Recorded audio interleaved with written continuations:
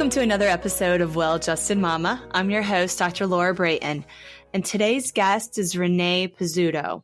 A certified birth doula and mother of three, Renee is passionate about motherhood and the sacred, life-changing journey that takes mothers and parents from pregnancy to childbirth. She believes the world should honor women during childbirth, exalting them for the powerful beings they are. As a birth doula, Renee provides evidence-based education, high-quality resources, and one-to-one support for growing families. This includes preparation and consultation during the prenatal period, continuous one-to-one support during your birth, and gentle guidance during the postpartum period. She does this with love. She ensures your needs are met on an individual basis with dignity and compassion during this exciting time. For more information, please check out her website at tribeofmine.com. Hi, Renee. Welcome to the show. I'm excited to have you on today. Thank you for having me. Yes. So this is a really important topic that we're going to be speaking about today. And it's one that I know both you and I share a passion for. And essentially, it's about how to bring your A game to birth. And a lot of it revolves around support. And I think that's something that in general, our culture, especially in the United States, is lacking regarding the community, the village, and supporting women, especially during pregnancy and birth. So please, share a little bit about who you are and why this topic is passionate to you. Okay, great. I am a certified birth doula and breastfeeding consultant who works with families as a trusted guide through pregnancy, birth, and the first year of parenthood. So many of the clients that reach out to me, they are either expecting or they are new parents who want a dedicated advocate to nurture and guide them through the complexities of pregnancy and birth and the first year of parenthood, but with confidence and ease and joy. So my process caters to the whole family. My priority is the family's priorities. So that means the mom, the dad, the baby, siblings, even extended family and friends.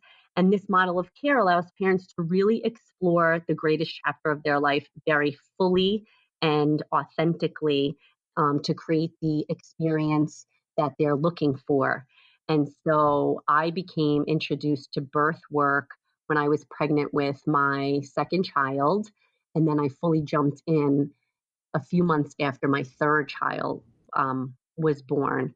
And you asked, how did I get into this? And really, I was amazed, even during my third pregnancy, how the information that I was learning was not being shared, discussed, dispensed to the masses.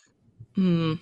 So a quick example of that, my neighbor at the time to me, Renee, there is a lady who's doing childbirth education in the area. You might be interested in going. And my husband and I kind of looked at each other and laughed and thought, if we don't know what the heck we're doing now, this is our third kid, then we're in big trouble. But we went anyway. And it was 2 great hours. And we walked away feeling very excited and strong and also very disappointed, because this information was brand new to us and it should have been, discussed with us years ago, as soon as we were pregnant with our first child, and it wasn't. And that was really the catalyst for me to shift gears, not go back to corporate America, dive deep into birth work and maternal health and wellness. And here we are. That's a kind of a common theme I hear with a lot of the guests that I interview is they have a personal experience, and there's nothing more personal than being pregnant and giving birth, and then having, really you get like a clear vision of really what your purpose is on this earth. And for a lot of people, it's not working in big corporations, right? It's about really how can I contribute to my community at a higher level. Yeah. And your passion for this birth work is really evident and so needed. So I think that is, it's really beautiful that, it took 3 pregnancies, but that's okay. You got there. And, and like look at how many families now you've been able to touch since then, so it's pretty cool. Thank you. Yeah. Cool. So let's talk a little bit about the title of our podcast today, which you helped me create. What do you mean? Tell our audience what you mean by bringing your A game to birth. So bringing your A game to birth really means recruiting, curating the best resources that you need to have a safe and satisfying birth experience. And many times I hear moms say, or partners say, well, I have my doctor and, there'll be nurses and a team there and I think I'm okay. Or the partner might say, well, what do we need a doula for? You have me. They think they're going to get crowded out, right? But Right. reality is in the United States, the birth statistics are not favorable. They're just not. Even though we are one of the leaders in the industrialized world, we have very poor maternal and fetal outcomes. And we really shouldn't. And This generation is waking up to this fact and they want better. And so and they deserve better. 100%. It's possible. There's no reason why in this day and age, it shouldn't be possible. So yeah, we spend more money in this country, in the United States, on healthcare than any other country in the world. We have the resources regarding money, right?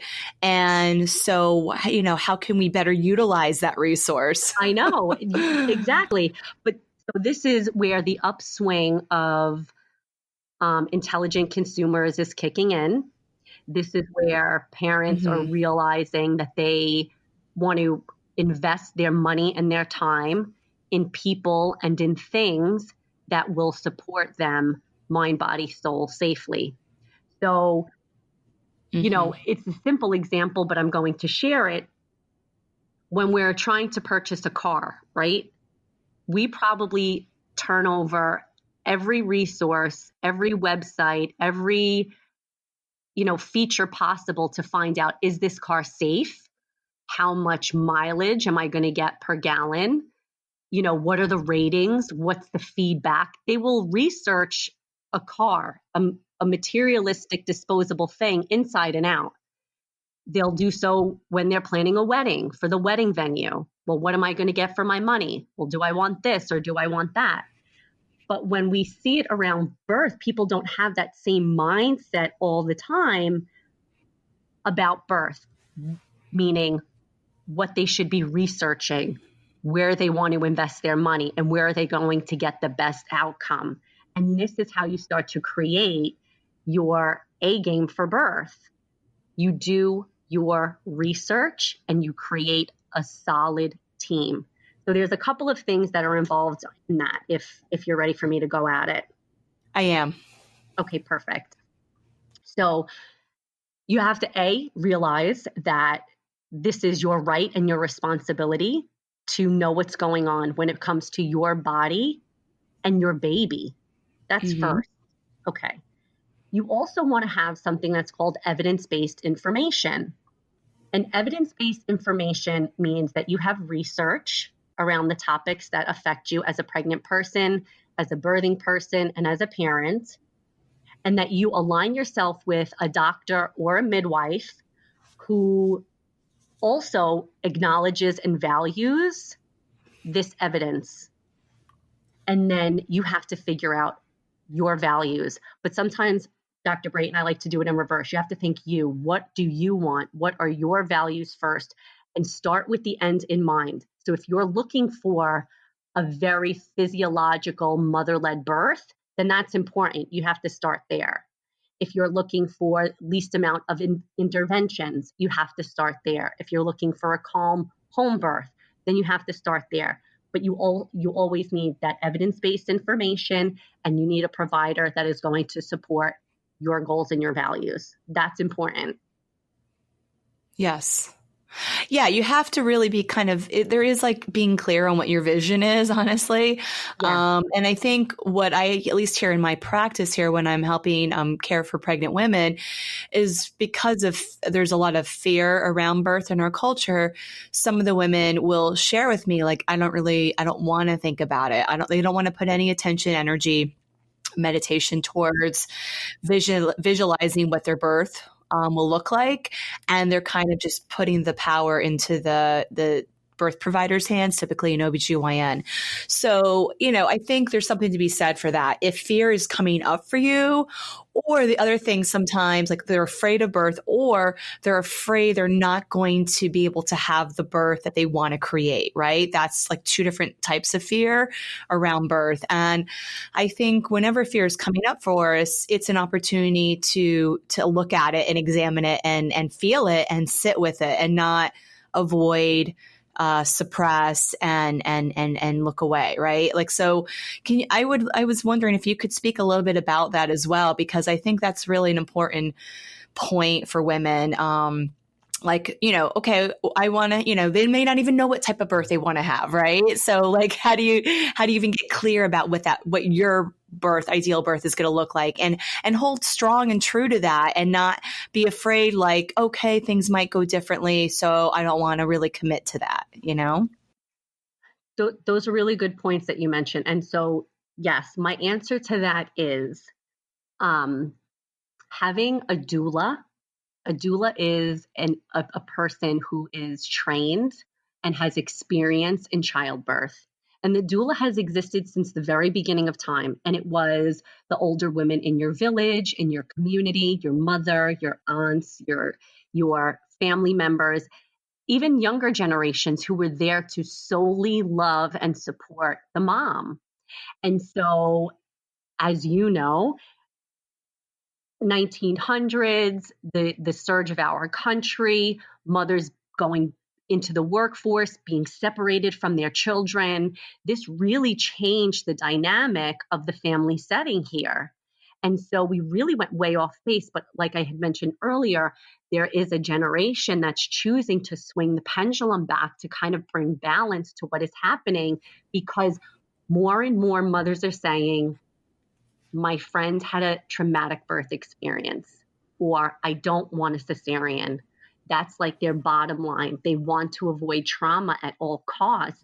And so they'll want to hire a doula because the doula brings in the accurate information and the evidence to shed light on what's in front of them, so that they're not basing decisions on myths or outdated information, or even hospital policy.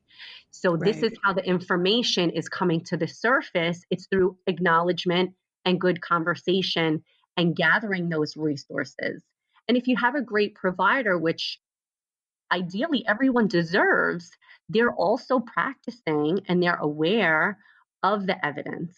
But there's a little bit more involved in that too, Dr. Brayton. So having the evidence-based information, having a provider, knowing what your values are, but also knowing who's on your team, right? Right. Being educated. Where are you giving birth? Where you give birth is profoundly important. It's probably the number one predictor if a family becomes satisfied in their birth experience, as where they give birth, and then knowing what your rights are. So it's about a half a dozen things that people have to consider, but a lot of it is just common sense too. So that's a good thing, because people are thinking about this. So you had mentioned as well, there's a gap in this information. And so what people have to do is reach out to their resources in their community and find out who can support their birth. Does that make sense? Yes, it does. I think when we're talking about a birth team, we're obviously, the first person is the birth provider. And in other episodes, I've talked about like interviewing for a birth provider, right, in your first trimester, to decide who feels like the right fit with your philosophy and values and the type of birth you're wanting to create. But I think you just raised a really valid point. Certain birth providers only can, let's say, have hospital rights at specific hospitals, or will only do home birth or will only do hospital or birthing center, whatever. So as far as location of birth, when you're interviewing, you need to also really understand where does that birth provider have ability to deliver, and then do research about those possible locations. Because like to your point, some hospitals have, at least in New Jersey, like up to 50% C-section rate. And part of that's related to the provider, but it also could be related to hospital policy. So if you don't want a C-section, you don't want to deliver at a hospital where you have a 1 in 2 chance of having a C-section. Correct. And the important thing that you bring out about hospital policy is that policy does not equal law. So many times you'll hear moms say, I don't know if I'm allowed to do that. Is that allowed? I should ask for permission, because a hospital policy may say you can't eat or drink, or you can't give birth out beyond laying on your back, or you have to have continuous fetal monitoring. These are not evidence-based opinions. These are hospital policies. That's just how that hospital functions. And that doesn't usurp someone's human right to choose. So parents really have to understand that too. Like nothing overrides their human right and their right to choose, because one hospital might say you can't eat and drink. And then maybe 20 minutes down the road, the next hospital says, oh no, by all means, please go ahead.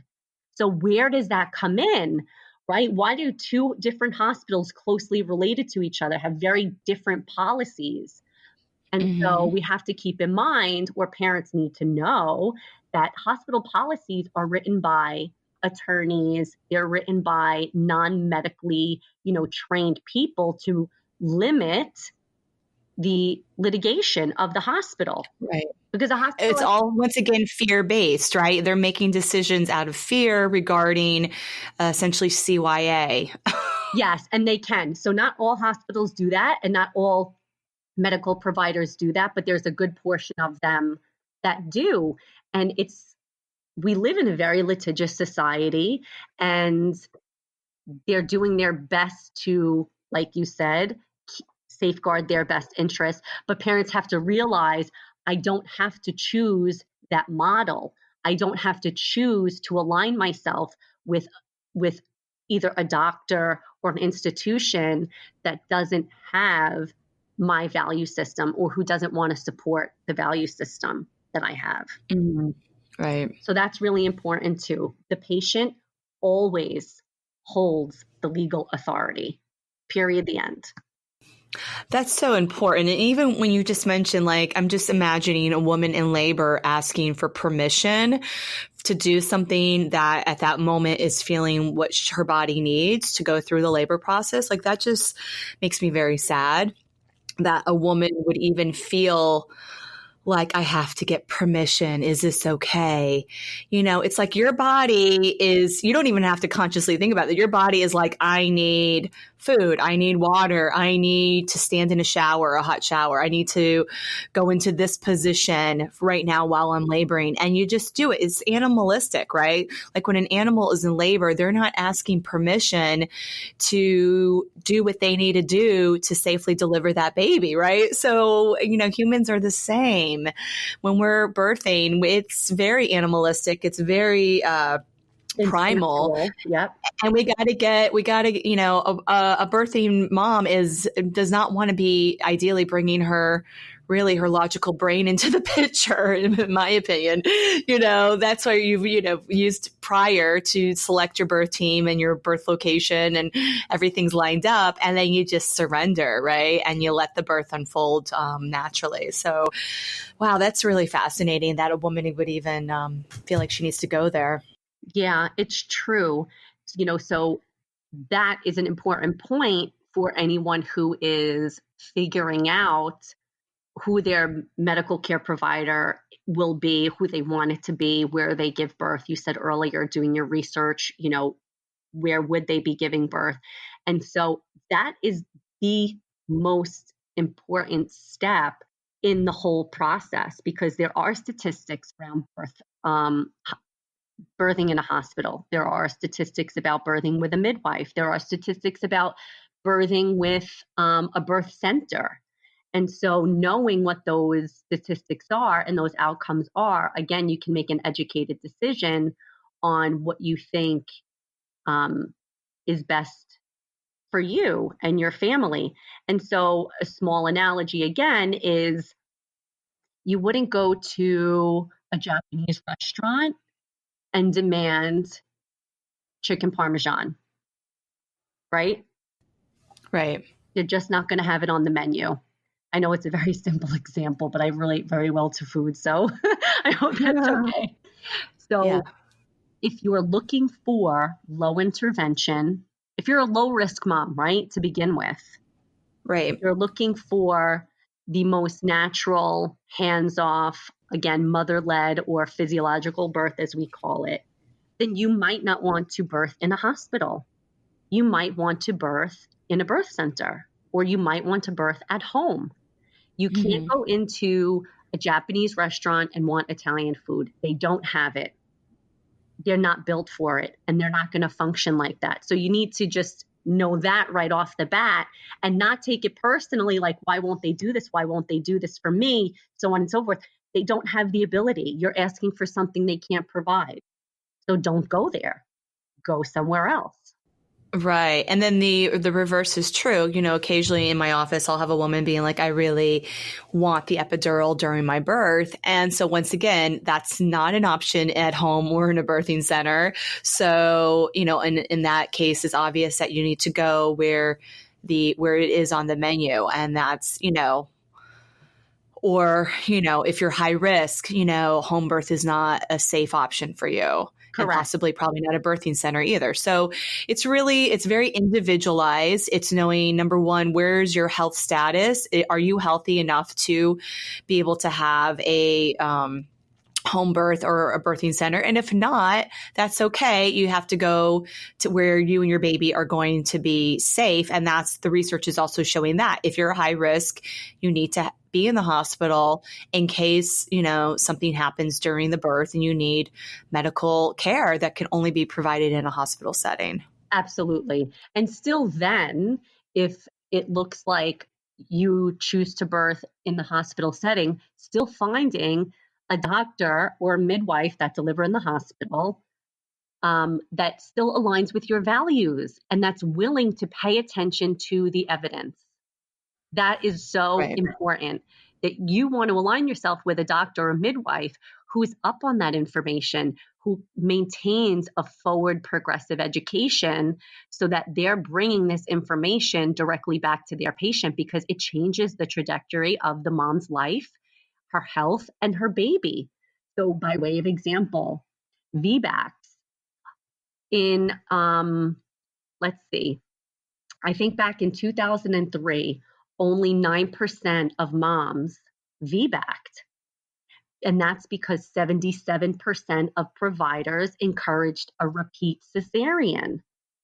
That's really crazy. So if that's your number one predictor of a repeat cesarean, a doctor who's not up on the evidence, that's really a disadvantage. That's not okay, in my opinion. You have to be aware of what is going on and dispense that information to the patient so that they can make an informed decision. That's informed consent, that they understand the benefits, they understand the risks, and they understand the alternatives to all of the medical care providers' suggestions. And then it's up to the patient to make a decision either way. Mm-hmm.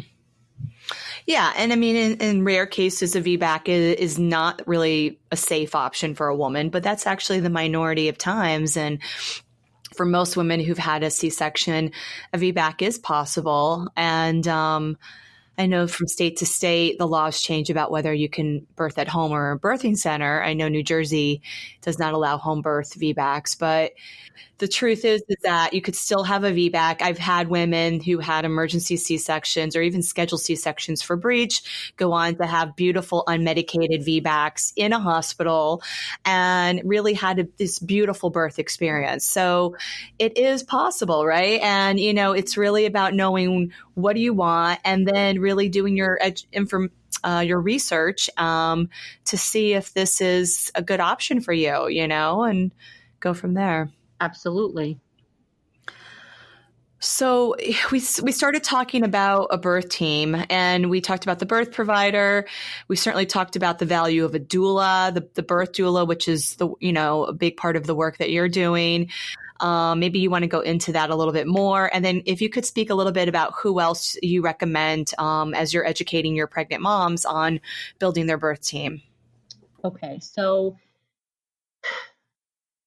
when you're looking at building your birth team, right, you also want to make sure, in addition to having a provider, the studies show midwifery-led care is favorable for the mother and the baby. That's important. Again, the birth setting, making sure that your partner and the people around you support your choices and your birth wishes. And this is where it can get like a little uncomfortable, I think, for a lot of moms, because if you're thinking of doing something that's quote unquote, alternative or outside of the mainstream, then sometimes moms feel like they can't openly and very honestly convey what their birth wishes are. So if they don't want to circumcise, if they don't want to use vitamin K or erythromycin eye ointment, or if they want to delay a bath, or if they don't want to use formula, moms feel very judged. And that's a generational thing, right? And one of the most fascinating things that I learned in my studies and in my education as a doula is that our experiences are so different from generation to generation. So the way I gave birth and the way I understand birth in today's day and age is different from what my mother experienced. And then her experience is vastly different from what her mother experienced. And so as women, we hold these social connections, but we have no way to connect with each other aside from, wow, that was very traumatic. And so we recycle these stories and we recycle these experiences, and we think, oh, if this happened to this person that I know and love, that means it's going to happen to me. And so we have to really just be conscious. I think that's the first step, be conscious of these things. Take a moment, step back and say, okay, well, what do I want? And how do I then go about getting that? So making sure that you have the right support around you. And then the educational piece, that's really important. And not just for mom, but for the father and for the partner as well. They have to be educated, because if they are not, then the parents can't welcome this experience together. They can't welcome this child together. It becomes a very detached experience versus a very cohesive experience, which I'm sure makes sense. Yeah, it does. And I appreciate not only what you're talking about generational with the women, like the women in your family, your sister, your mother, your grandmother, and how everyone may have had different birth experiences, especially between generations. And friends too, the same thing you'll see even within the same generation. There could be very different stories. And during pregnancy, I think it's very important to stay focused on the positive birth stories only. If a woman, that you love, it could be your sister or even your mom or grandmother or whatever, feel the need to talk about their negative birth experience, I think it's really important to, politely ask them to share that at a later date, because we really, during pregnancy, need to really just be surrounded with the positive. To help it prevent from becoming part of our subconscious mind going into the birth process. So that's important, to be around positive birth stories. And, especially if it was a recent birth, and this woman maybe as a friend feels like, oh, I need to share the story. It's like healing for her. But at the end of the day, you have to protect yourself. So that might mean she has to share it with other friends who aren't pregnant and or a therapist, who's able to help her process that. It could be like a PTSD experience, right? right? And so it's valid that she feels the need to share and heal. But we have to remember to protect ourselves first, especially during this really, vulnerable point of our life during the pregnancy. And we're so bio-individual. And to think, oh, just because my friend, had this experience or my family member had this experience, sometimes we think that's what we're bound for, but it's not, because we are bio-individual. There's no one else on earth like you individually. And therefore you get the chance, you get to choose in most cases the experience you want to have, or make choices that support you to the best of your ability. So having a supportive team around you is important, and being educated. Again, I said it earlier, it's a family's right, but it's also their responsibility to gain the education. And that can come in many different forms. That can come from books, that can come from childbirth education, that can come from having a doula, right? But they have to take that step and lean into that and know, okay, this is available before me, and this is what I'm choosing to put in my toolbox, and pack it so that they can pull it out and use it at any point in time. And it makes sense, doesn't it? It does. And that goes back to educated consumerism. When you're making any decisions around your health or the health of your family, you have to be an educated consumer. I mean, it's whether we're talking pregnancy and birth or any other health condition, diagnosis, whatever. And I think that's really important. And with the age of the internet, people are, I don't want to say they're becoming their own doctors, but they're getting information in a lot easier way than ever before. Some of the information on the internet is not accurate, so you have to be careful about that. But the reality is you can go to trusted resources and find what's true, what's actual, what's factual, what's been proven factually in studies, and trust that that's, I guess what I'm trying to say is just getting that information, and you're not going to necessarily get it in the doctor's office. That's the bottom line. Their time is very limited, and so they're not able to necessarily sit and go through all this resource and education with you. That's a big part of my podcast, is to be one type of resource for women to be able to get this information. And I appreciate that very much, and that's invaluable. And so whoever, has the opportunity to listen to what you're doing, they're absolutely better off, because this is where you shine the light, and this is where you gain that information, and this is where it makes a difference in someone's life, and that's profound.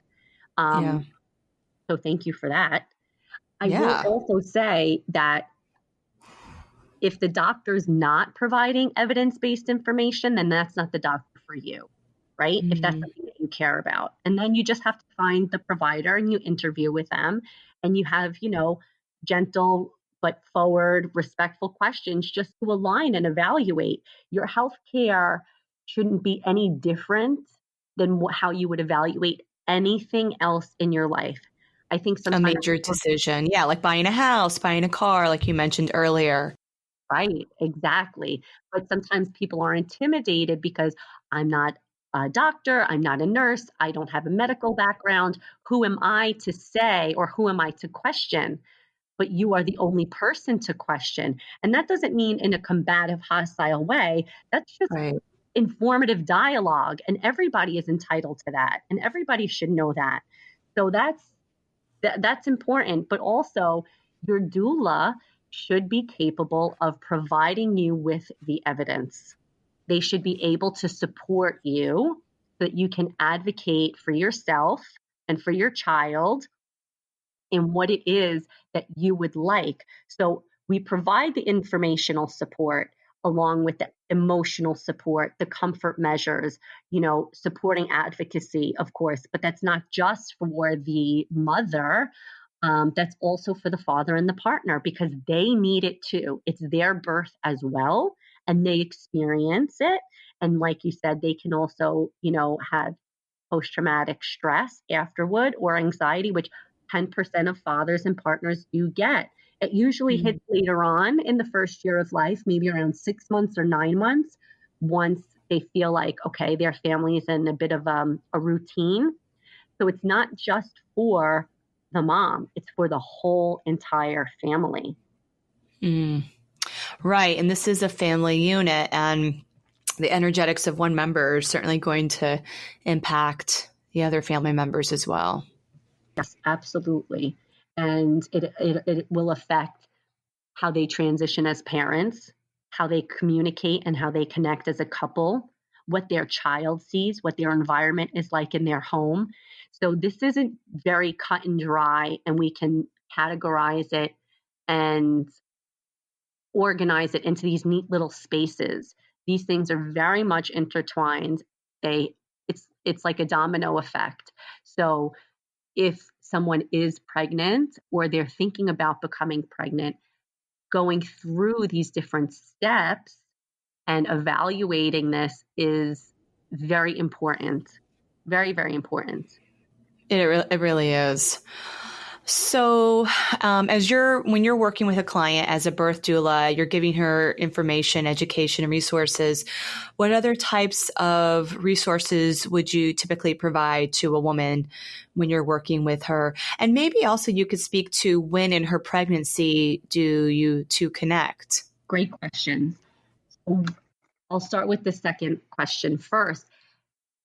It really depends. I've had some moms who were trying to get pregnant, and they'll call and they'll keep me posted, and they just want someone who is emotionally and unconditionally available to them, but might not be so closely tied into their emotional circle that they can just confide in. I've had that quite a bit. Wow. So there's a preconception connection. That's very cool. Yes, absolutely. And it's really a beautiful invitation from a family to reach out at that point, because they're thinking of you and they have this long-term goal in mind with you there. And so they feel comfortable. And that's an honor when somebody wants to invite you in to this very emotional, sacred space and share with you what they're going through and what they're experiencing. And so at that point in time, it's really just this emotional connection. It's encouragement there. So that's something that I have definitely experienced in 10 years. Moms have contacted me at every trimester. And I've even had some moms contact me literally in labor because they were saying, they're telling me I'm not progressing enough and a C-section might be the next step. Can you help? And that's always a wild adventure. And fortunately, thankfully, we've always had great outcomes and very satisfying experiences in those cases. I don't always recommend that, of course, because that's a totally different ballgame. But parents, I would say, start to reach out in their second trimester. They start to feel a little bit more pregnant. It's a little bit more realistic to them, and they'll start thinking about these things.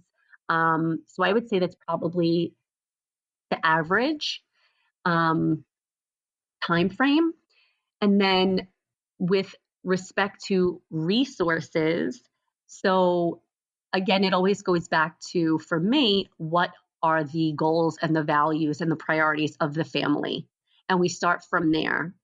And the resources are then, flowing from that point on. So if they want to discuss health and nutrition, I'll absolutely go over that with them and always encourage them, though, these are things that you definitely want to discuss with your medical care provider. So either your doctor or your midwife to confirm, because a doula is not a medical care provider. We wouldn't prescribe or treat a pregnant person, but we can definitely tell them this might be something you would look into, maybe this supplement, maybe these herbs. You want to have a conversation with your doctor and see what they have to say as a bio individual.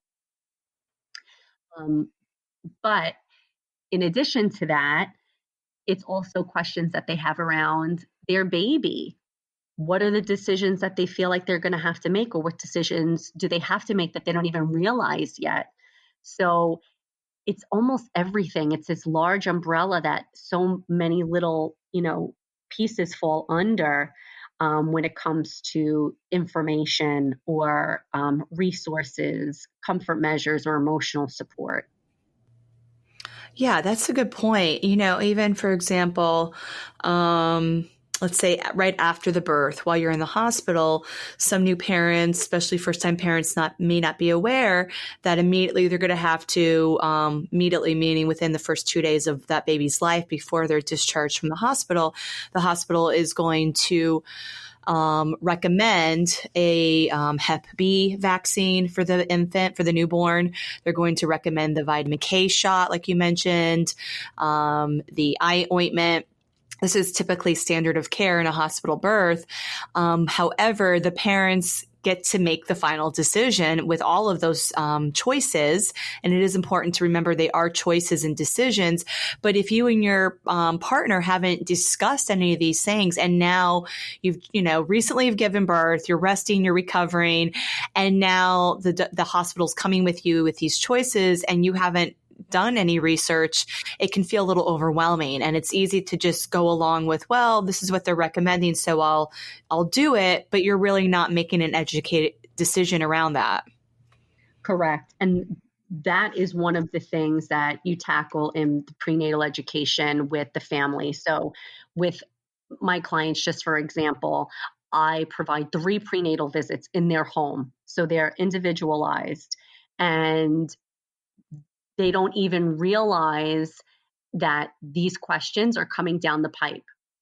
So when they do realize it, they're like, oh my goodness. And it really does inspire really great conversation, and you want them to have it sooner rather than later. So they'll have a conversation. We'll discuss, this is what you can expect, right? This is what typically happens. Do you like that? Do you not want that? How do you feel about that? What would be some of your alternative options to that? And that gets the dialogue really moving between the parents. And so they can create a short birth plan for themselves and for their baby. And I don't always recommend that, to be honest. It really depends on where you're giving birth and who you're giving birth with. But at least when it comes to the newborn, once the baby is born, they're their own person. And so you will have to make certain decisions. So if you have feelings or wishes around delaying eye ointment, vitamin K, Hep B, a bath, formula, being separated from your family, from your baby, then you have to make these decisions. And this is always a really wonderful piece that the parents appreciate, because they say, I didn't even know that. I didn't even know that. I just thought that that's what they do, and I didn't know that I get to have a choice. But you do have to choose.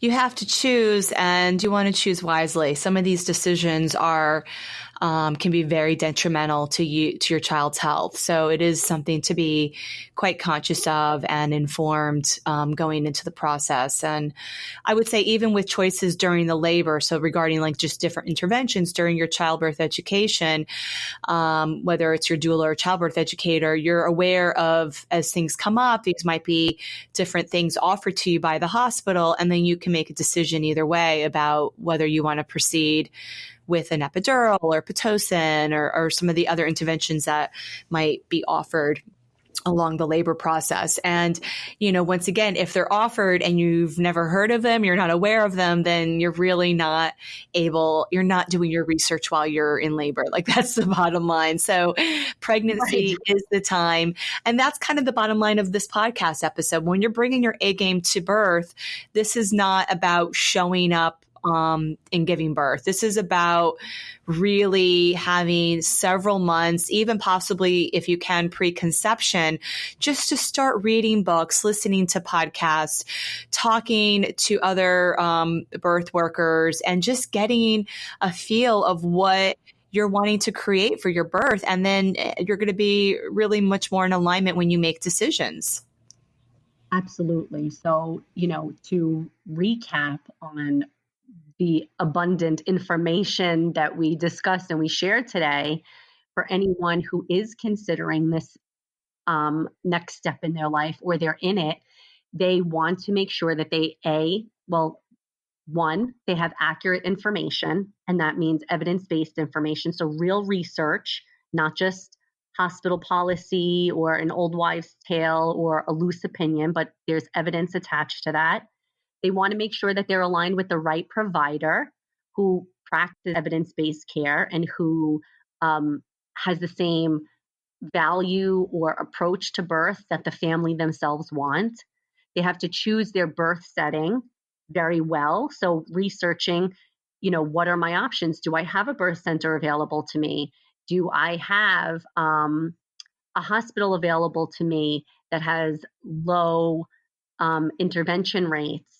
Do I have home birth options available to me? So knowing your birth setting, having a supportive team, right, which would include a doula, being educated, getting the education that you need, and that can come in many different forms. That could be hypnobirthing, that could be childbirth ed, Lamaze, Bradley method. I mean, there's an abundant amount of invaluable information, but it's yours to take.